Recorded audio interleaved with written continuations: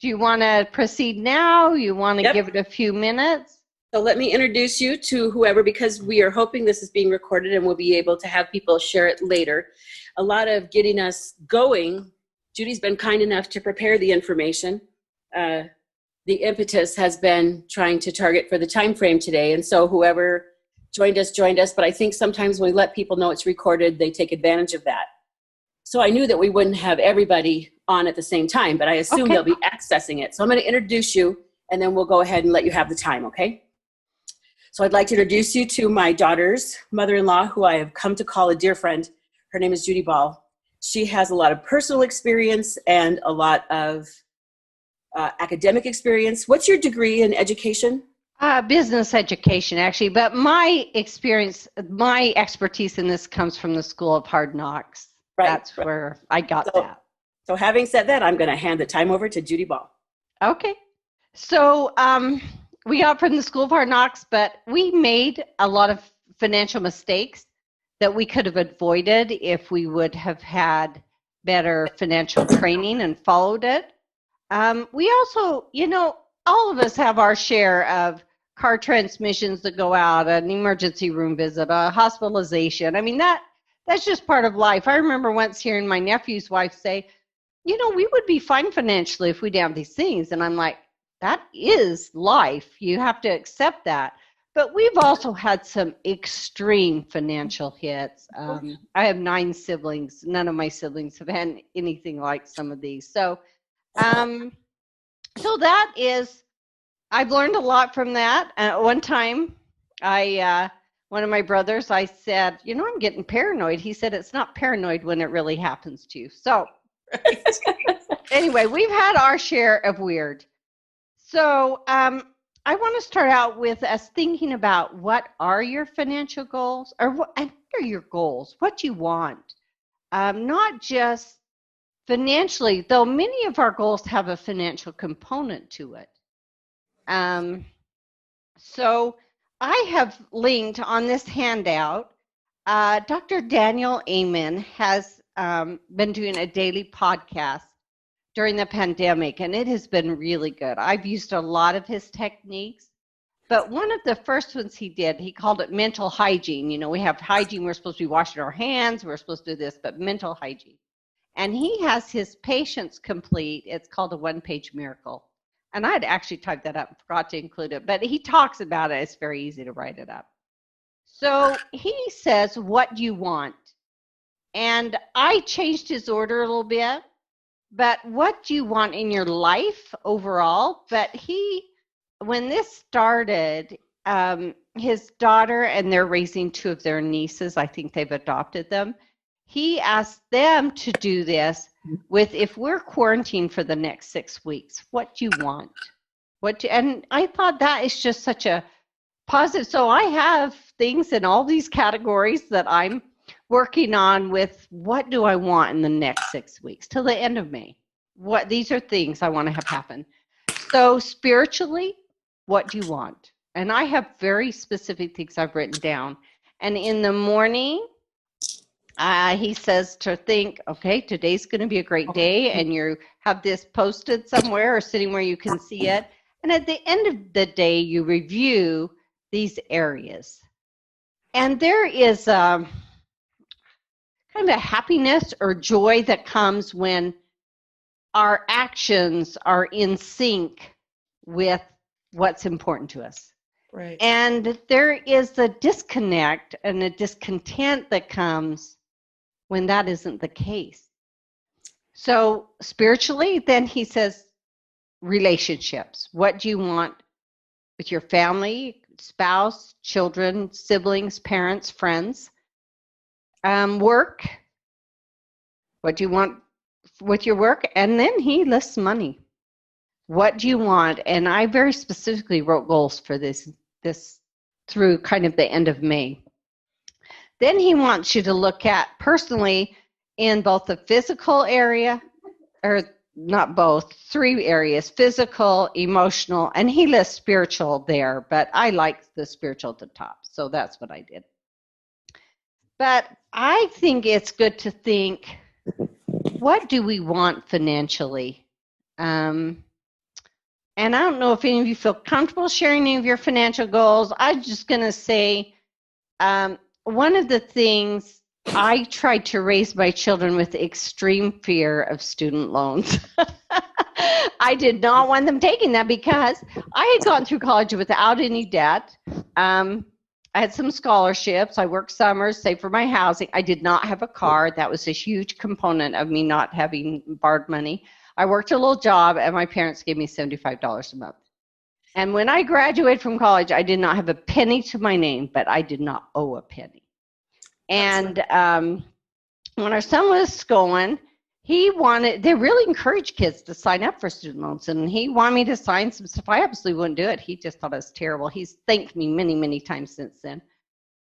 But our daughter, she paid for her first 2 years, but then she was so burned out. She was working as a CNA, and she's working 29 hours a week, which was way too much. And then really she was working more than that when people call in sick and stuff. So we told her that we would help her with the rest, but she had things she had to do that we had worked out. So she's kind of bucking me on it. And I said, Kelsey, you don't have to do this. Just do it on your own. Don't take her money. She said, Mom, then I'd have to take out a student loan. You've told me never do that. But anyway, it's true. So, but what are financial, I don't know if you want to share just any financial goals that you feel comfortable sharing. Well, we used to have some great goals of being financially independent someday, and then my husband went on disability. And so his income capacity has diminished greatly, and it's been hard to figure out what we want next. I had a pretty good income going towards the end of last year because I took on an extra job, and it looked like we were getting ahead, which was the first time in a long time we had, but my sanity was coming into question, and family relationships getting worse. And so right now it feels like while my son is still at home needing his mama, that we need to not push ourselves too hard as far as the time-consuming elements of getting extra money. And if there's some that, would be easy, sure, we'd love more money. But for me to spend more time away from home is not helpful to the overall family situation for this season. So later, I would love to have, good retirement fund and all that kind of stuff. So I know I'm going to have to get a job that has benefits and all that kind of garbage. I wish we just didn't have to worry about money. That's what I really wish. I'm probably pretty well. We've had some really hard financial hits. And I'll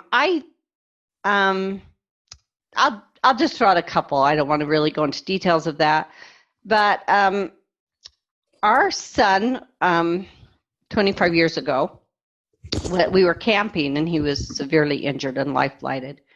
And luckily at that time, the only debt we had was our mortgage. But by the time we came out of that, we owed 15 medical providers, and there were $10,000. There's $10,000 insurance didn't pay. Well, 25 years ago, $10,000 is still a lot now, but 25 years ago, $10,000 was a lot of money. Yeah.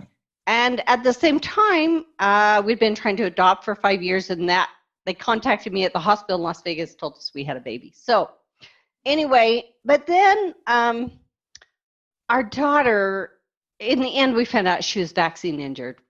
Mm-hmm. But we went through a period where my husband, they had a hostile takeover at work. We knew if that succeeded that he would lose his job. During that, she was getting sicker and sicker, trying to figure all that out. Our medical bills, and we have insurance, but we have a knack for finding whatever isn't covered by your insurance. We're really good at that. So our medical bills were $5,000 a month for years. And then it went down to about $40,000 a year. One day I remember thinking, I think our medical is only going to be about $25,000 this year. And I'm like, what? That's $2,000 a month. But in comparison, so long periods of time, we've had extreme financial stress. And I guess the thing that I have come to know And we made decisions on medical care that we knew would really impact us in retirement and all of that. And I would make those same decisions again. But I really came to know that the Lord is there. And reading scriptures, there's that account just this last night, I think we were reading it, talked about being strengthened in the Lord. And we have personal circumstances, but I do think there is some financial knowledge that can help us. And I do think sometimes I see a lot of people that make a lot of money, but then they don't spend any time paying attention to it and actually are no further ahead. So, a few years ago, we just got tired of how much to maintain a car, to insurance, taxes, registration. It's $5,000 a year if the car is paid for. More if it's not, far more. We just decided, you know what, we're going to one car. We're just, we made decisions because we were paying attention to our money. And a lot of times when you're working a bazillion hours, you just don't have time to pay attention. You spend more on groceries. You spend more on entertainment. You spend more, you don't think through decisions. So I think it sounds like you're making the best decision for your family. Kids need you, and I think teenage kids need you even more than when they're young. So. Yeah, thank you. Ditto. I don't know. Does anybody else want to share any financial goal? Well, I want to be self-supporting again. So for the 6 years, it's been 7 now, but for the first 6 years after my divorce, I didn't realize the way I was phrasing my goal was just to get out of the hole, to resolve the issues that have been created and then to do better than that. But now I'm to the point where I would like to be self-sufficient and be earning an income that can support me. So that's my financial goal. Okay. Clara, I don't want to put you on the spot. Is there anything you want to share? I'm just saving to buy a house in a year or so. Great. Or a condo, something like that. Great. Okay. Well, the next part, I want to talk about financial training. And I realized after I typed this up that it sounds like that I'm a paid sponsor for Dave Ramsey, Financial Peace University, but that is not the case. But most of us don't have good financial skills.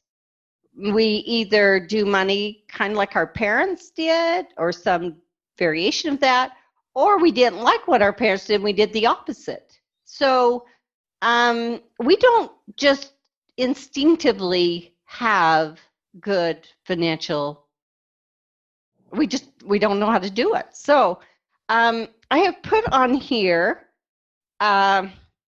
on the handout a link to Financial Peace University.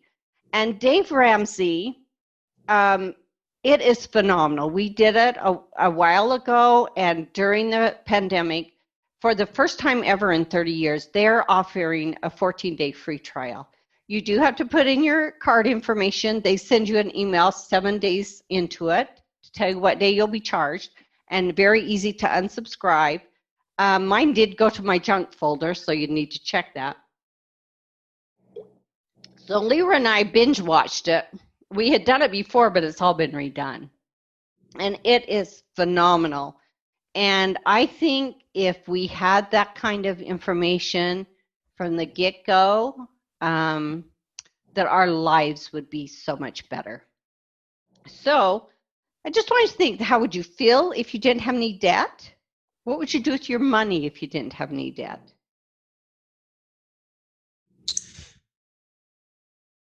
We don't have, with the only debt we have right now is our solar panels. So, because we've worked pretty hard to stay out of debt. Good for you. Yeah, I'm grateful. Well, part of it was we weren't able to have children right away. And so we both worked full time for quite a while. And a lot of people just spend all that though. Yeah, we wanted out of debt. But still it'd be nice to pay off our solar panels, get rid of that. That'd be great. Wow, good for you. We also had infertility